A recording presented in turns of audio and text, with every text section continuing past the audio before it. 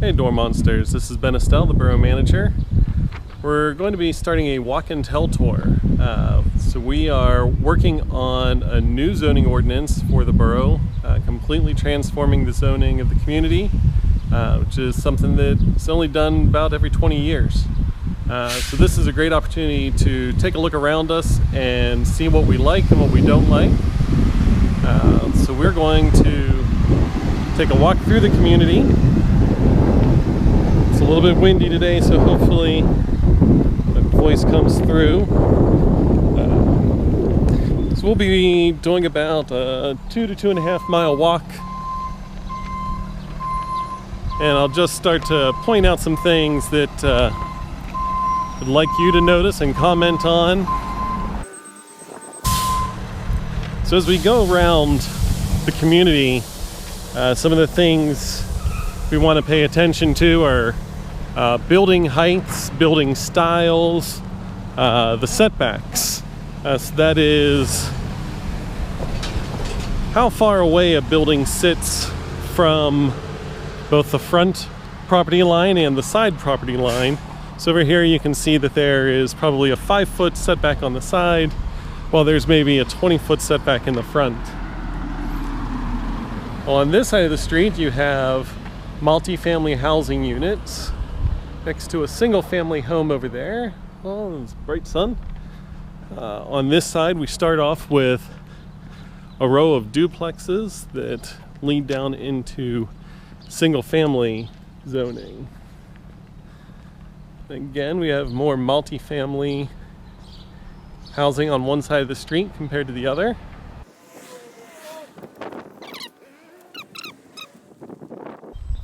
So all the time we're looking at the form of the community, how far back buildings will sit from the front. If they have a porch, how far out does that porch sit? So on this side of the street, you have a mixture, a bit of a wraparound porch coming out to a projected porch. And we also have a variety of styles. This multi-unit is of a very different shape than most in the community.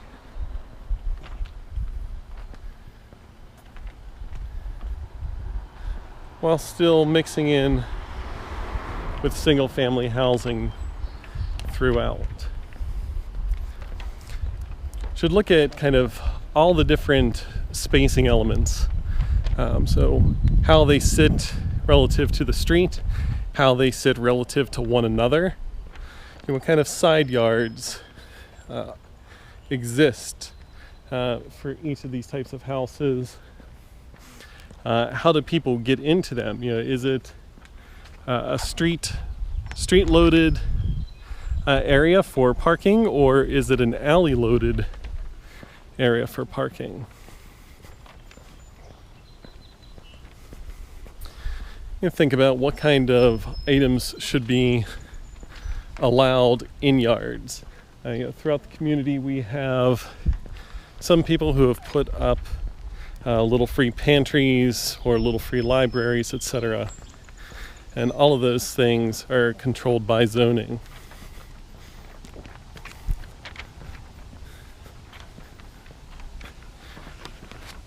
As we get closer to Potomac, you can see the senior high-rise building, which is a very different sort of building compared to most around here. This is one of the tallest structures that we have. And so again, think about how that height interacts with the space around it. Right across the street we have some small single-family homes. And again, it falls right into some multi-family, which then moves into multi-use in the business district.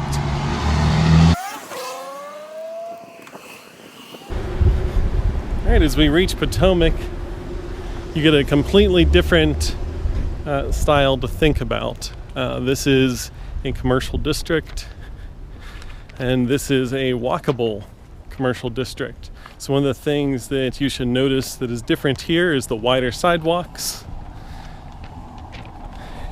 All of our buildings typically come right up to the property line here. And as we come by businesses, you'll want to look at the facades. And what kind of standards should exist for the facades of our businesses? What kind of regulations should exist for signage for these businesses? We currently have a nice diversity in architectural styles throughout the community, and that's both in the residential and in the commercial districts.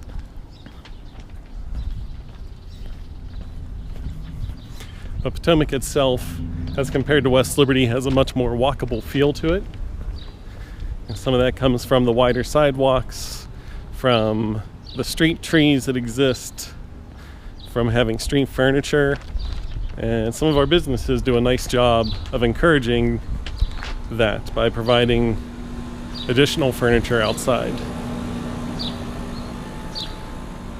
As you can see, a variety of signage here at the Hollywood with the neon, while most have regular wall signs, but even those have a wide variety to them. Here we have some more architectural differences and different building styles. This particular building has a wider setback, and again is a multi-use with residential and commercial mixed together. As we come up to towards the junction with West Liberty, again you can see the variety of styles that all work together, but also the variety of facades that have been chosen for these different buildings.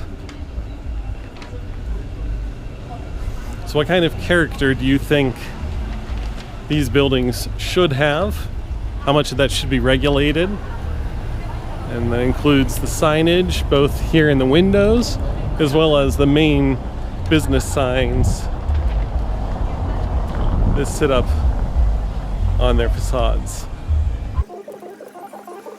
As we come to West Liberty, you'll notice a difference in the level of traffic and the sidewalks, and the general feel of the business district itself is not as walkable. However, you still have plenty of room to walk and a variety of storefronts. House of Handsome is one of our newer ones and has done an excellent job of providing quality signage and a great facade that creates a very welcoming atmosphere. Across the street is the work being done to bring Arsenal cider into the community. But across again, here on this side, we still have the multi-use. So again, more residential above with businesses down below.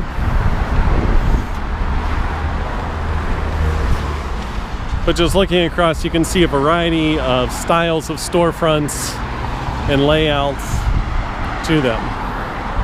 You should also consider the placement of parking. And here's one of the borough's parking lots. And should we have spaces like this, when we have continuous rows of buildings to provide this nice kind of corridor, it tends to be broken up when you add parking in this manner. Is that something that you like, dislike, or is there some way that that could be changed to become more appealing? Dormont Village is an example of a traditional strip mall, which is a completely different look from the rest of West Liberty Avenue, where the main buildings are set much farther back and preceded by a large parking lot with some businesses lined up. You can also come in through the back to enter those businesses on the upper floor.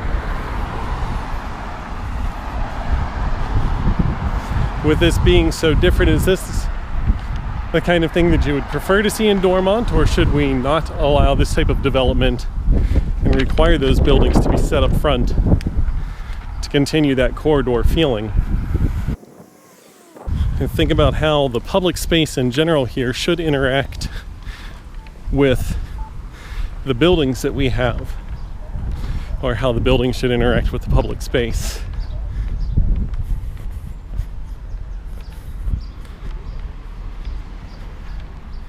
In this perspective, will give you another idea of thinking about the height of buildings and what is too high, what is too short to have in our community. Should we have taller buildings, or should we try to keep things at a minimal height throughout? And we're going to transition again into residential. So we're going on Wisconsin now. Again, Wisconsin starts off with some duplexes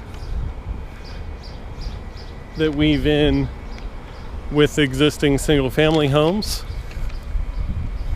Again, compared to some sections of Belrose and other places in the community, you can see a much smaller setback for the front yards here in Wisconsin. You should also think about how those setbacks affect things in a hilly community. As you see some very flat front yards on one side of the street, as you turn to the other side, you see a hill that they have to take into account for when putting in these buildings. We have another multifamily unit sitting on the corner of Texas. And we have many more of these than most people seem to realize built into the community. Is that something that we should have more of, less of? Should they stick to the corners, or should they be integrated more into the neighborhoods? And again, all through the community, you'll find single-family homes right next to multiplex buildings with about the same footprint.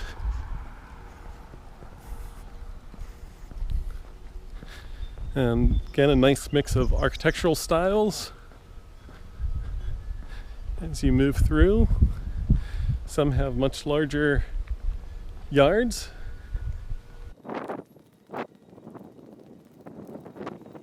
So we looked at side yards again, the side yard setbacks over on Belrose, where you had a much wider space. A lot of times you can get cars through even. And here you have probably a total of 4 or 5 feet maybe between two buildings. And up here you have even less. Looks like maybe a 3-foot gap, if that, between the two buildings. Whereas if you look at the opposite side of the street, you have much wider gaps between the homes.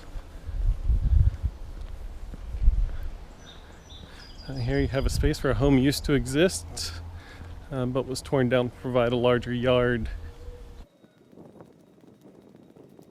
And while our tour will focus mainly on the front streets, also think about the back space of these properties and where more of the garages sit, the backyards. If people in Dormont have yards, it's typically a backyard that they will have. What can be done with those spaces? How should they be used?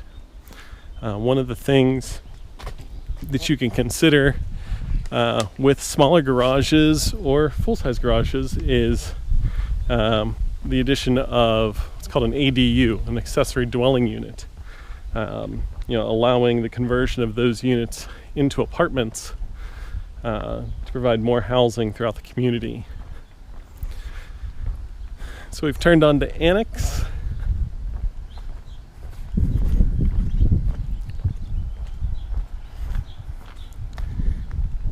Again, sections like this allow you to get that nice height perspective as you move throughout the community and into Mount Lebanon. It allows you to think about how we can use height in the community, or I should say how we should use height in the community.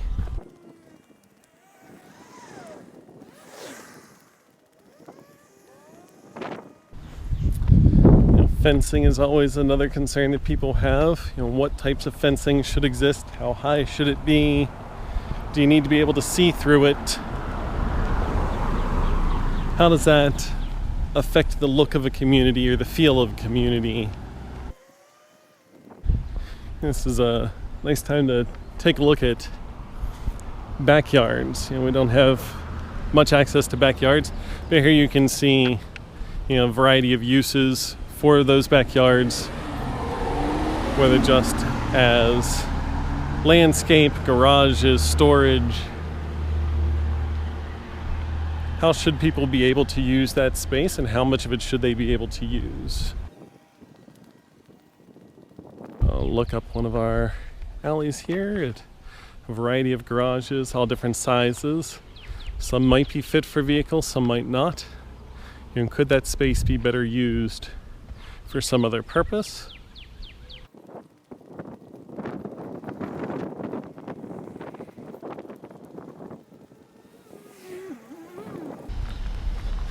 Again, right in our neighborhood's more multifamily housing,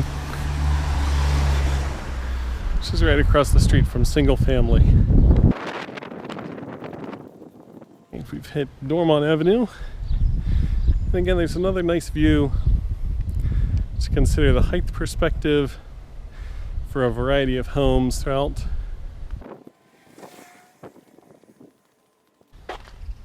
And right through this area, you can see some differentiation in the front yard setbacks for these houses. And think about how those all work together. Should they all be the same?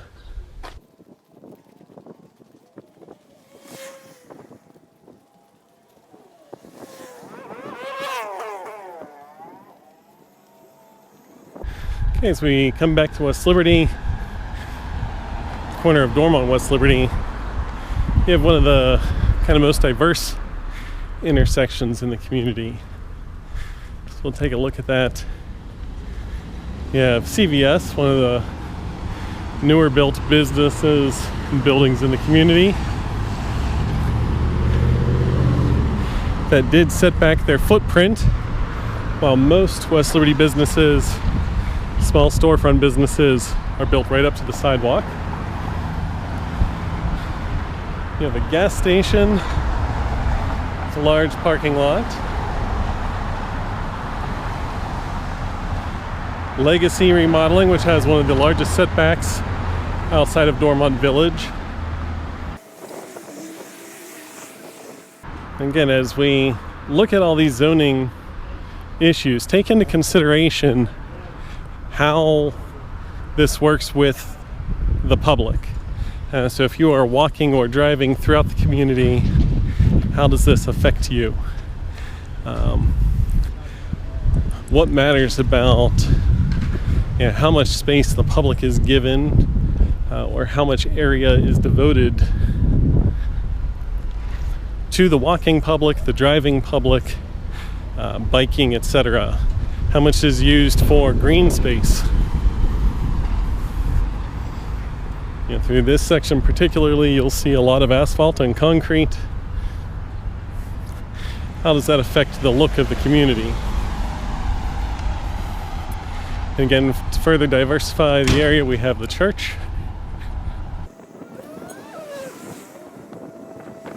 And then to cap off that stretch, you have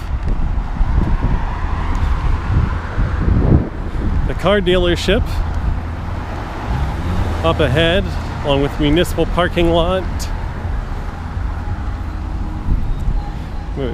We're going to actually turn down into the residential section now.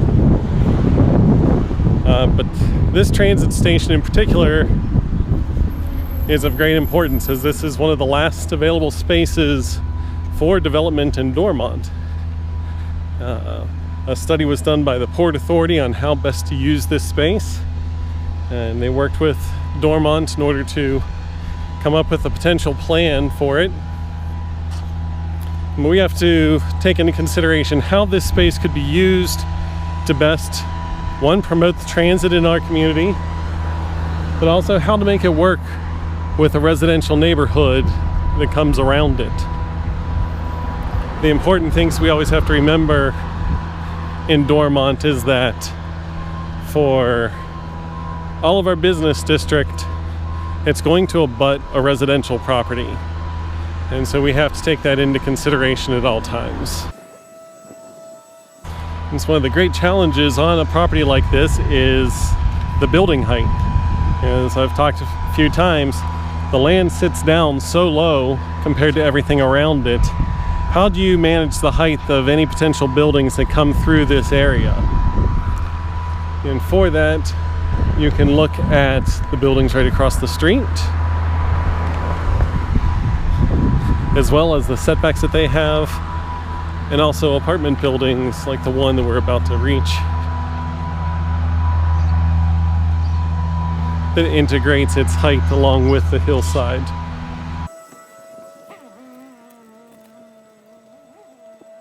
Again, we have a nice mixture of styles and building sizes. Some single-family homes with multi-unit residential.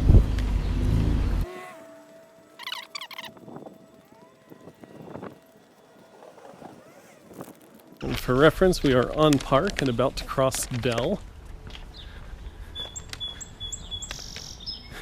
Again, this is another example of a multi-unit building being integrated in with single-family housing. And so constantly think about the feel and the character of these neighborhoods. How far back these porches are set back, as opposed to how far back the building line or the front of the actual house is set back.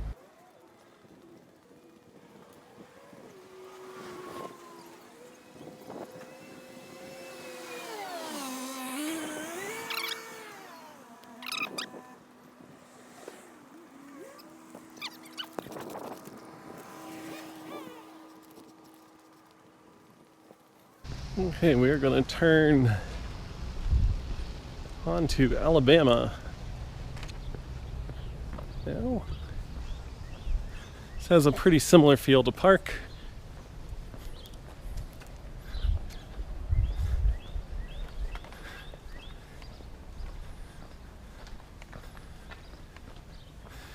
Again, you can take note of the variety of styles of houses that come up.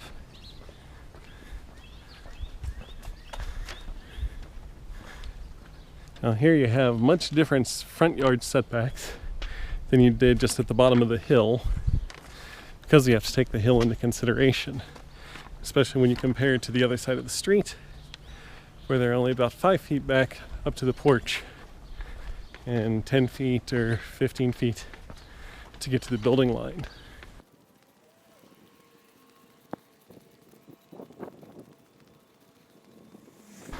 And we are back up to Dell. Again, it's important to note we have a single family house. I think it's one single family, might be two. But the rest of the corners are all multi-family units, all in the same intersection.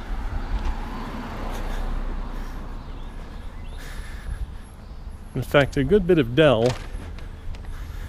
is multi-family. At times you have areas that were probably storefronts at one point in time that were later converted into residential to meet the current zoning code. Is that something we should revisit? Should we allow corner stores or corner restaurants to operate as they used to?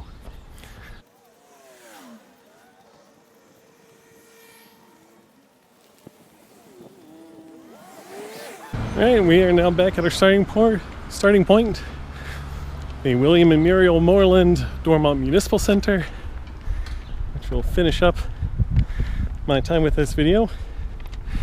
But hope you've enjoyed it.